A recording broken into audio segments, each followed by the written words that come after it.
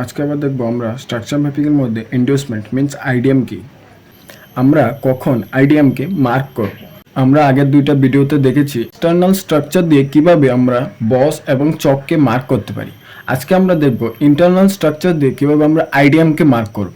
Price যখন external স্ট্রাকচারে বস করতে যায়, এর আগের সুইং, এই যে আগের সুইংটা আছে, ওই সুইংটাকে যখন ইন্টারনাল স্ট্রাকচার নিয়ে নেবে, এই পয়েন্টটাকে আমরা আইডিএম অথবা ইন্ডিউসমেন্ট বলতে পারি। হলো একটা এক্সটার্নাল স্ট্রাকচার মিন্স প্রাইস উপরে যাচ্ছে আবার নিচে আসছে, প্রাইস আবার উপরে আসছে আবার নিচে আসছে, প্রাইস আবার উপরে যাচ্ছে আবার নিচে আসছে, আবার প্রাইস উপরে। প্রাইস যখন হায়ার হাই ক্রিয়েট করার সময় যে ফার্স্ট সুইংটা করবে, ওই সুইংটাকে যখন প্রাইস ব্রেক করবে তখনই আইডিএম হবে। ফার্স্ট সুইংটাকে যখন প্রাইস ক্রস করবে আবার তখনই আবার আইডিএম হবে।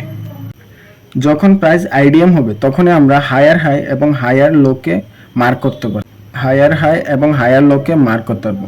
যখন আইডিএম হবে তারপরে আমরা হায়ার হাই এবং হায়ার লোকে মার্ক করতে পারবো। আমরা আগেও দেখেছিলাম যে প্রাইস হায়ার হাই ক্রিয়েট করে আবার হায়ার লো ক্রিয়েট করছে, আবার হায়ার হাই যখন ক্রিয়েট করবে তখন বস হবে।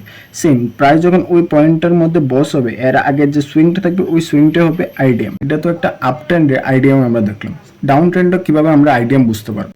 ডাউন ট্রেন্ডও যেরকম প্রাইস যখন লোয়ার লো এবং লোয়ার হাই ক্রিয়েট করে, তারপর প্রাইস যখন বস হওয়ার জন্য তার প্রথম সুইংটা নেবে, তার আগে সুইংটাই হবে আমাদের আইডিএম। সেম ডাউন ট্রেন্ডেও এই রুলটা ফলো হবে। এটা একটা ডাউন ট্রেন্ডের ইন্টারনাল স্ট্রাকচার।